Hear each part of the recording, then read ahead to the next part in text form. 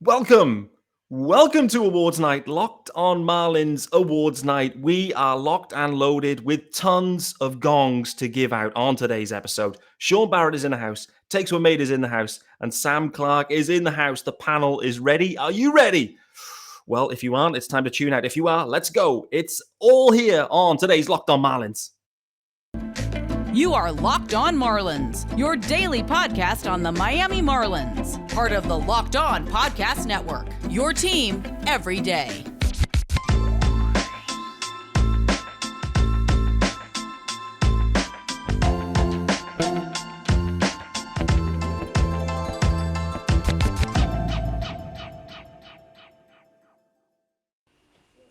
Greetings and welcome to Locked on Marlins. This is your daily Marlins podcast with me, Peter Pratt. Don't forget to follow me, of course, guys, on Twitter at Miami Marlins_UK. If you are listening on the podcast, hit subscribe. It's available free and everywhere, and there's still 5 episodes a week, even when the Marlins don't play. Yes, even when they aren't playing.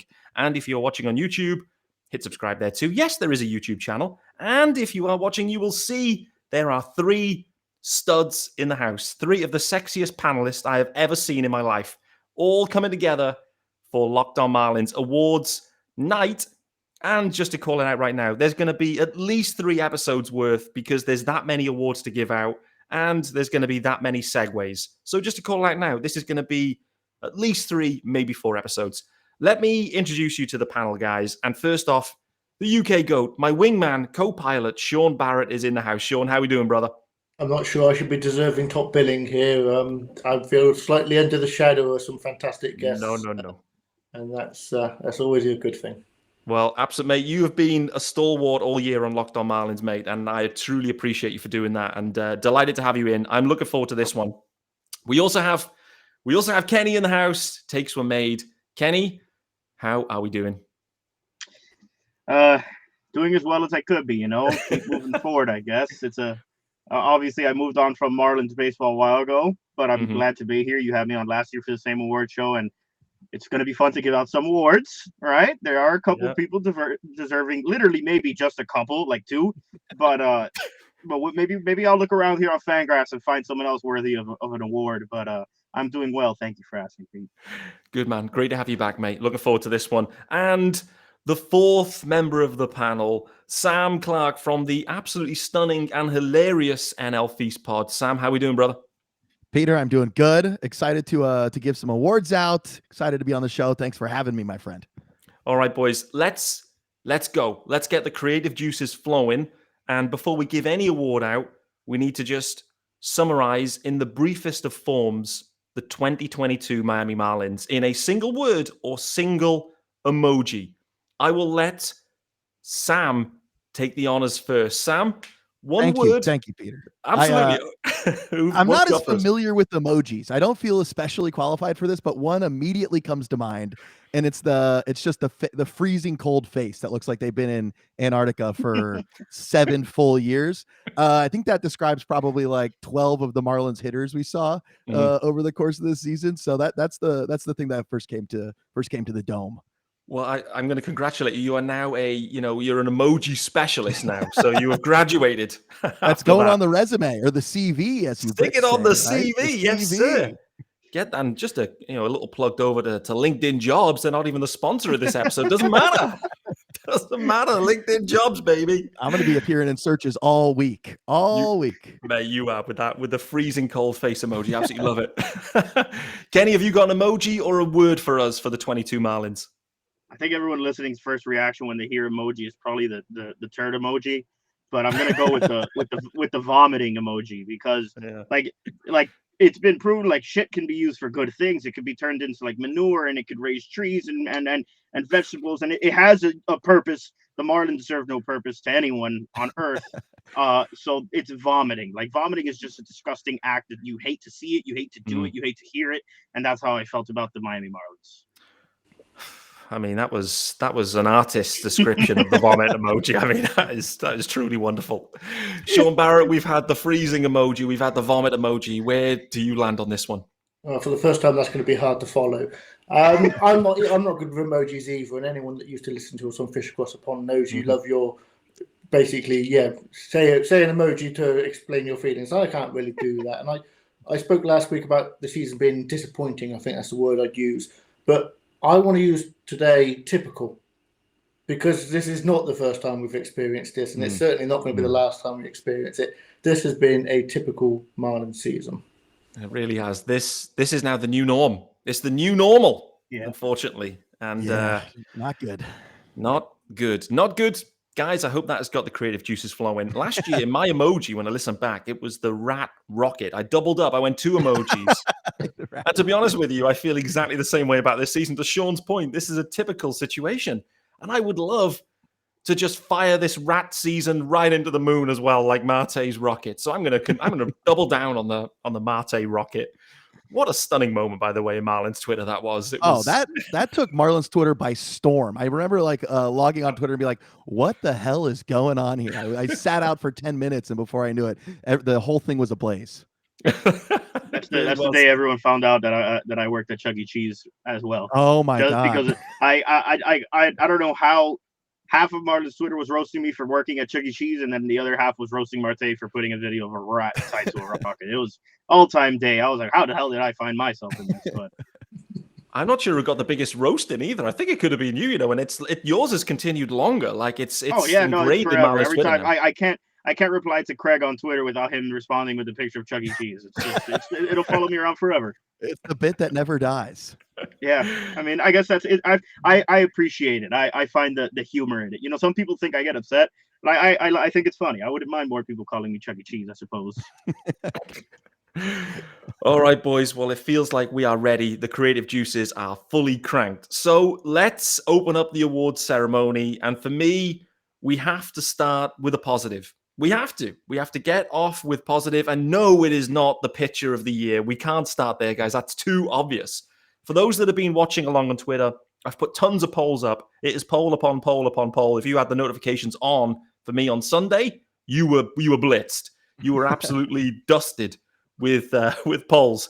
We're going to start with what I think is my favorite one, and it is Offensive Player of the Year. Wow. Where else could we start than Offensive Player of the Year? Boy, oh boy, what a stunning start. I've put out a couple of candidates, a short list, and the polls, they give you 4 options. Frankly, after one, I struggled. I realized you have to put more than one up to make it a poll. So I had to dig into it. We've seen the names. Jazz was mentioned in there. De La Cruz for his September.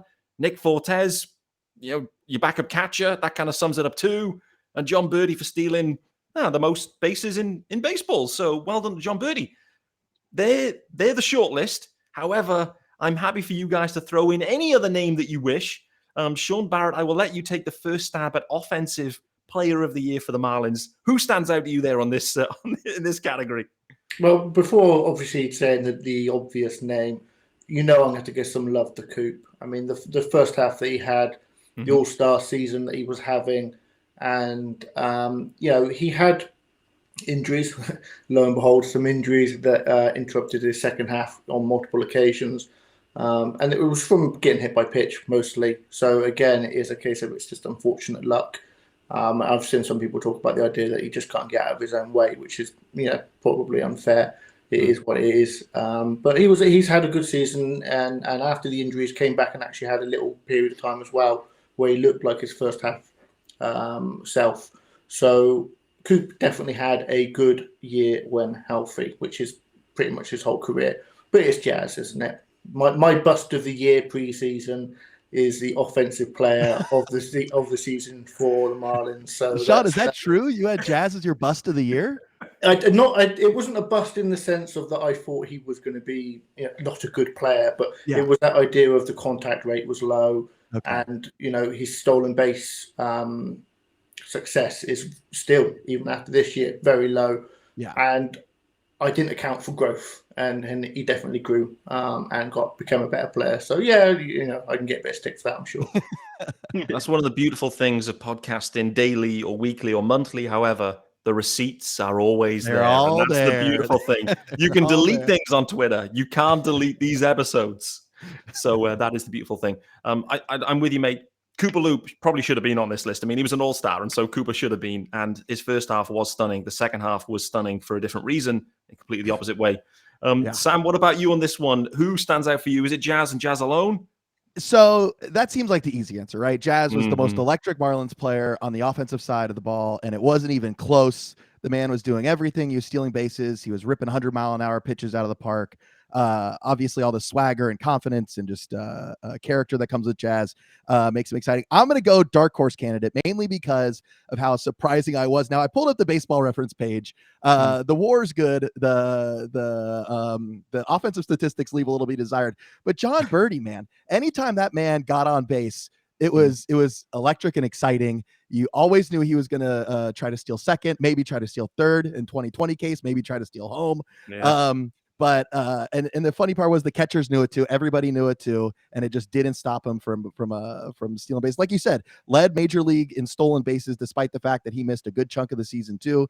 And last year he was on that like kind of shit list where we were talking about the utility players that would come in and just drag the offense down and look awful. And Berti kind of turned that narrative around a little bit. So I think for that reason, I'm going with our short king, Jon Berti. Yeah. I think that's a fair pump. In reality, we've got Jazz. We've got an honorable mention for Coop. We've got Bert. Kenny, what about you, mate? Is Avisail Garcia appearing on this list for you? No, he's definitely not. Yeah, I mean, I don't want him. The only list I want him to appear on is like a no-fly list or something, because I just don't want this guy anywhere around my team anymore. But I love that Jon Berti pick, because I was looking at his numbers were fantastic, and then.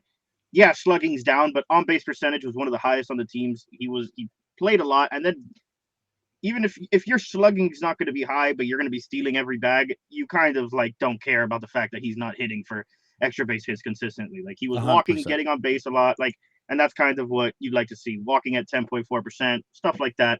He's a really good pick. Garrett Cooper is another, like, it was great to see Coop get into the All-Star game. It was great to see him for a while there.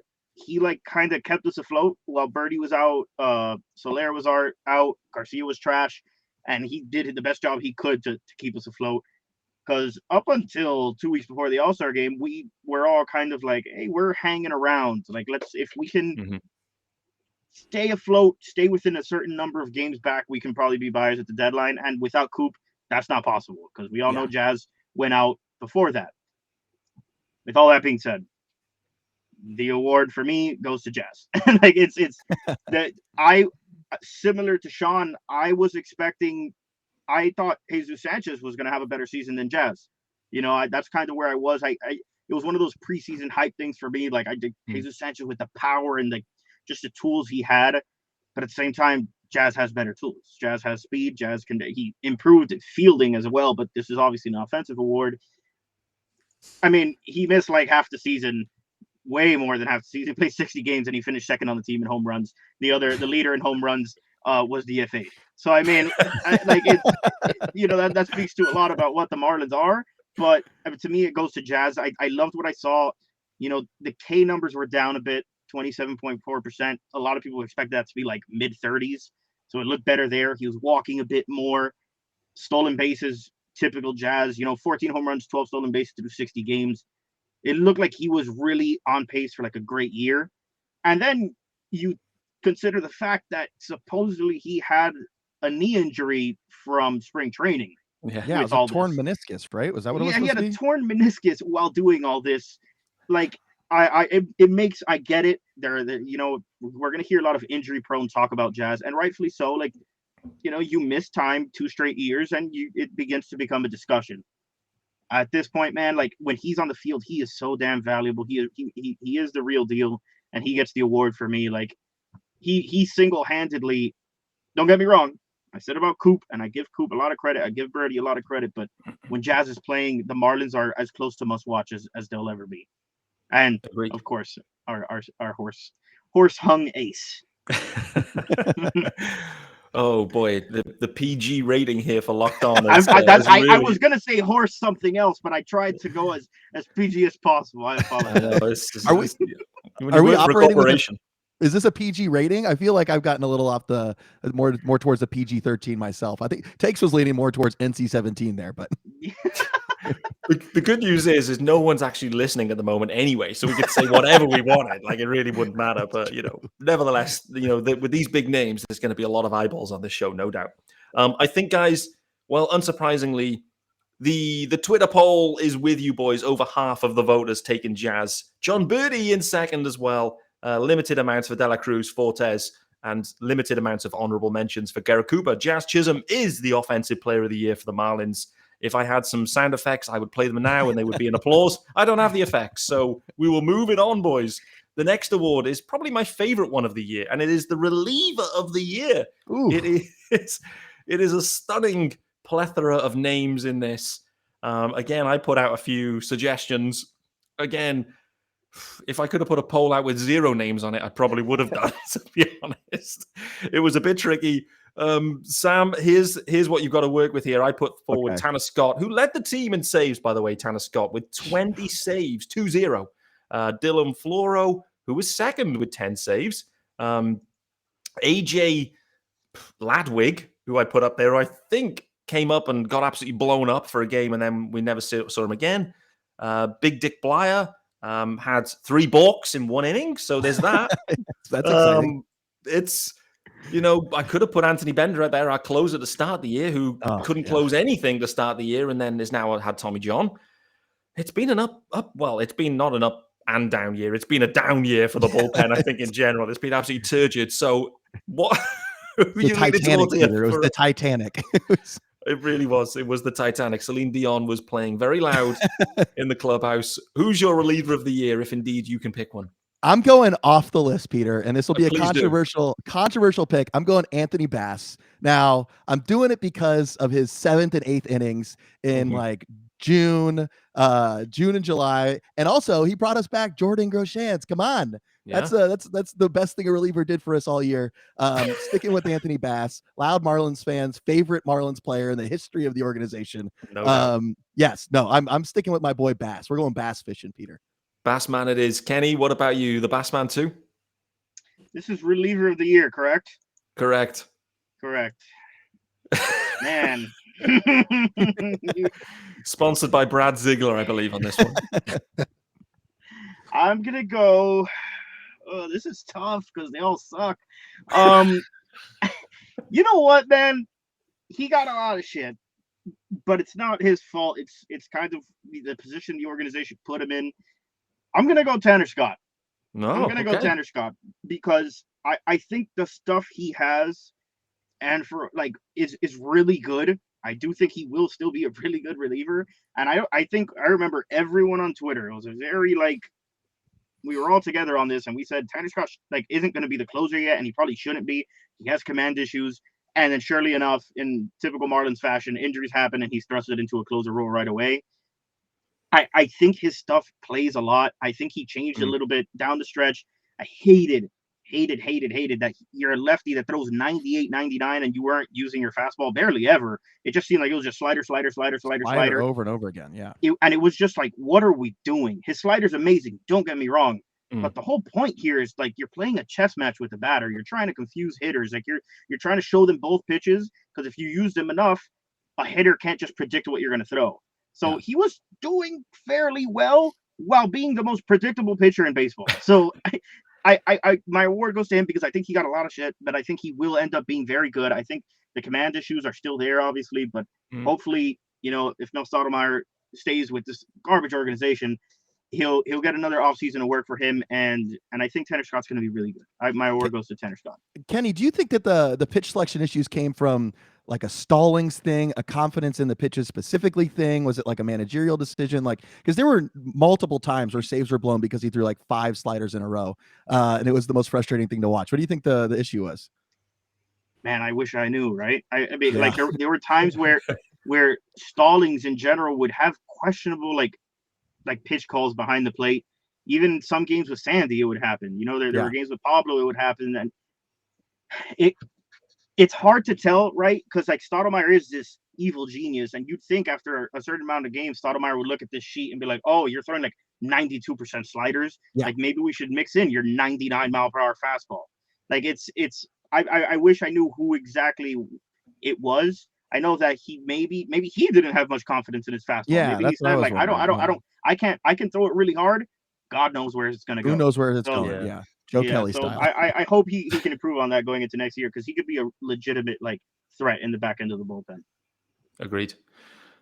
Good follow-up question as well, by the way. I actually think it's in his head. I don't think they could just legitimately call 58 sliders in a row. Yeah. Like, no one's going to do Oh that. So it must be a mental thing. I think he had a touch of the Tayron Guerreros with the fastball. So, Shaun, Barrett, what about you on this reliever of the year, mate? Well, it was originally to go with Bass for the same reasons that sounded, in the sense that, you know, he got us that return of Grosjean. So he actually pitched really well. Was not giving up any home runs for a guy that was hit, you know, gets a lot of fly balls. So I think it was a lot of luck there as well. But after the season we saw from last year, the fact that the Marlins were able to flip that to return it for something that could theoretically be a starting third baseman at the major league level is probably better than any other pitcher that the Marlins actually have. Well, next was going to be Scott, and that got stolen as well. I think that first half, you know, especially to begin the season, the walks were really, really down. And then when he got the job in June, the walks were still really low. He pitched really well. And then all that out of nowhere, the walk rate just spiked again. And we saw what we've seen from him his whole career. So seeing that they've both been stolen, I'm going to go with Shohei Ohtani 2.0 and go Williams Astudillo. Oh, baby. 0 ERA. I mean, what more do I need to say? The stats speak for themselves. They do. The stats do speak for themselves, and the Twitter poll is speaking for itself as well. And guys, we've got a split decision here. Twitter tells me Dylan Floro is the reliever of the year. That's mainly because Bass wasn't on the list. So that's kind of, you know, a tough one for the Bass man. Floro wins that. We've then got Bass, we've got Scott, and we've got Astudillo. Let me just throw these other numbers at you briefly, because this also, I think, helps in this decision-making process. So, Tanner Scott had 27 save opportunities and 20 saves. By my calculations, that's 7 blowies. 7 blowies for Tanner Scott. Not optimal. Not great. Not good. Floro had 14 opportunities and 10 saves. Bender, 6 saves. He was third on the team, by the way, with 6. 8 opportunities. And also, I have to shout this out. Shout out to Lewis Head. Lewis Head. That's true. I forgot about him. 1 save for him in 1 opportunity. Jeff Brigham, 1 save in 1 opportunity. And shout out to Big Dick, too. 1 save in 5 opportunities for Big Dick Blyer. What a rancid season. I still believe in Richard Blyer, though. I will put it out there right now. Guys, I think the man who is deactivated from Twitter now after an absolute meltdown in the postseason, for me, should be the Marlins reliever of the year. He should be. It's the perfect guy. He deserves it. The Marlins get back Jordan Groshans, I think, is actually going to be starting at third base next year. And so to turn Bassman into your starting third baseman for 23, whether he's any good, we'll find out. But for me, I'm going to overrule everything now and give it to the Bassman. So well done, Anthony Bass. Someone tag him in Instagram or something to let him know he can pick up his award. Snapchat, yeah, something like that. Guys, we need to do an ad. Yes, we have to do an advert, and I have no idea which one it is, so I need to cue that up. Yes, it's our good friends over at Bet Online, of course. There should be graphics, but they don't work with 4 people. Nevertheless, betonline.net is your number 1 source for football betting info this season. All they care about is the football. It's the bloody postseason. What the hell, Bet Online? Anyway. You can find all the latest player developments, team matchups, news podcasts, in-depth articles, and analysis on every game you can find. Listen, if you were following a tipster, Ben Verlander, you would be broke right now. He has predicted absolutely no one correctly in any of the series thus far. Do not listen to Ben Verlander at all. Get yourselves over to betonline.net. It's the fastest and easiest way to check in on all your favorite games and events. It includes, yes, MLB, MMA, boxing, and golf. You can head to betonline.net or use your mobile device to learn more. BetOnline, where the game starts. Okay.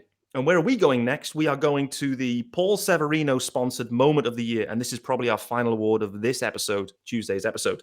And for me, there's a few nice moments, nice games that stand out for me. In the poll was Sandy's complete game versus the Cardinals, Sandy's complete game against the Dodgers, Sandy's complete game against the Braves, and Sandy's 2 Ks in the All-Star game. There may be a few others, but for me, This was all about Sandy Alcantara this season. The moments are all about Sandy Alcantara. I will come to Kenny first on this one. So the Paul Severino moment of the year, it doesn't have to be any of those, but I just wanted to shine a light on Sandy's excellence and brilliance. For me, that was the time when I've never heard Paul Severino as animated in that Cardinals game. He was absolutely pumped for a Marlins comeback win in late May in what was a turgid season. Way overhyped. Nevertheless, it was fun to listen to him. Kenny, what have you got for us on this one? That's it. That's the one. I mean, it's listen. When you want to think of great moments, right, in a disaster of a season by the Marlins, what are you gonna do? You're gonna think back to the best player on the team, who is also everyone's favorite player on the team. Yep. When you go to do that, you're gonna think of the best moment of his season, and it's crazy how if you got Sandy's best moments, right, and then you try to get every other Marlins player's best moments, he still beats them by a lot with best moments.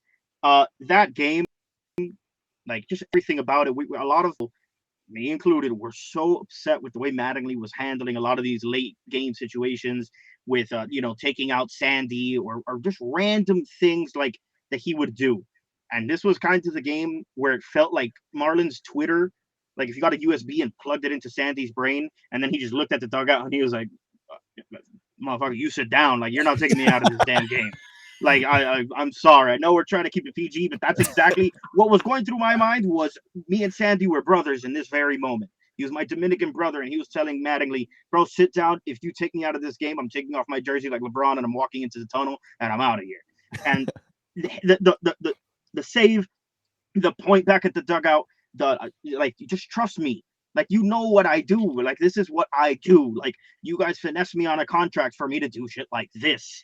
Like, easily. One of the best moments, really, like, other than when they clinched in that COVID season, one of the best Marlins moments that I've experienced. Like, watching, obviously my favorite Marlins player ever, Jose Fernandez, and he used to be like that every time out, right? Mm-hmm. And watching Sandy do that is the closest thing I've felt to, like, watching Jose Fernandez again. Just the pure dominance for just stretches at a time, especially with the way the league's changing and the stuff he does, man.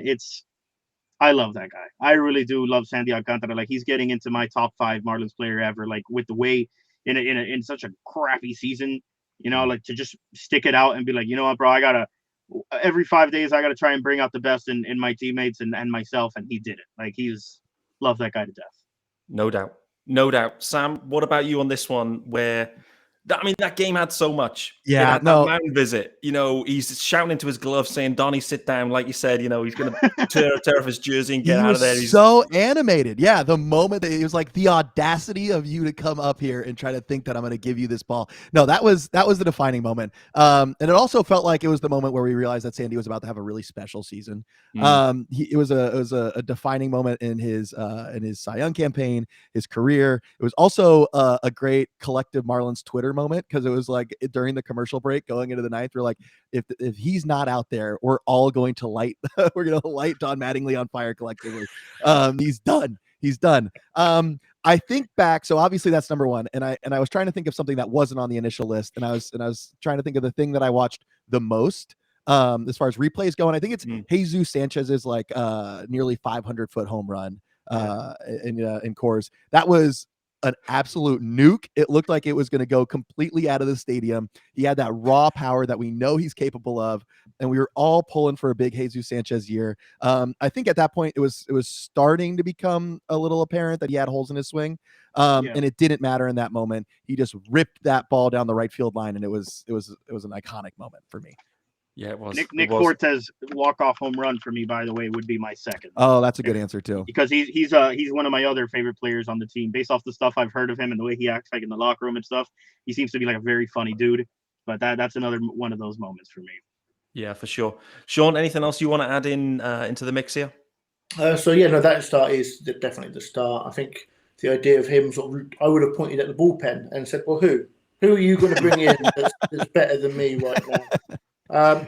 Honourable mentions, Coop walk-off, obviously. That was the day after the big team meeting when they were supposed to be coming out flat. They obviously got the win the night before.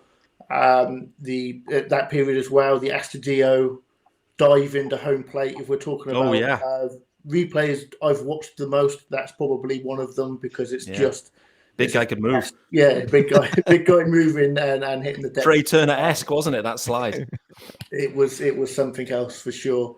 But no, it's Sandy. Sandy deserves. I mean, it is a case of which complete game Sandy win do we choose from. I mean, he is what's kept us going, well, at least me, for the whole season. You know, the reasons to watch games late into the year sometimes are a bit waning for Marlins fans, but he kept us in it for sure. No doubt. That is the game of the year. It's the moment of the year. And what we shouldn't forget as well, Avisel Garcia with a 2-run bomb to get it to the 9th as well. It was Avisel's moment of the year in some ways. I know he hit a salami later in the year, but like that was Avi's moment too, where I was like, oh, is Avi turning the corner? Is this Unfortunately, it? no. That's his greatest. That's his greatest contribution in maybe his baseball career so far, is contributing to Sandy's Cy Young campaign. And I'm not even remotely joking. That's up there. Yeah. And it stinks because I wish he would have done more, obviously, but that's it. That, like, him doing that, because obviously I love you bring it up how, like, Marlins Twitter, our thoughts, right? The commercial break. What are we looking for? We're looking for that camera angle of like Sandy in the dugout, and it's him just sitting alone. Or if it's him talking to Mel, you know he got taken out of the game. Yeah. When obviously Garcia steps up to the plate there, I just immediately slouch in my couch. Nice little cat in the hat right there for you. And I just think, like, this is going to hell. He's going to roll over on a slider and the game's done. So shout out to Avi for doing one good thing in his Marlins career so far. I mean, that was worth $53 million, I'd say, just that one bomb. Yeah. Just we had that moment with Sandy. $53 million 2-run jack in May. Also against his former team. That was another cool part of it, against the Cardinals. Was that been with the Cardinals? Yes. No, Sandy, sorry. Sandy. Sorry. Yeah. Sorry. I was thinking, wow, Avi gets around. But yeah, exactly. Yeah, Sandy. Yeah, with that trade, obviously coming from the Cards. What a trade, by the way. So we should never forget that. It was one of the trades of all time. Miss you, Mike Hill. I know. Actually, and we're going to wrap it up there, guys, for the first episode of this. And it's funny that we mentioned Mike Hill, because that is where we're going to start the next episode and tomorrow's awards. And the first one is the Mike Hill Quote of the Year Award. So we're going to start there. So be sure to return tomorrow, guys, on Wednesday to continue awards night as we continue to give out tons of gongs and tons of laughs and conversation, no doubt. In the meantime, thanks to Shaun, to Sam, and also to Kenny. We're back tomorrow.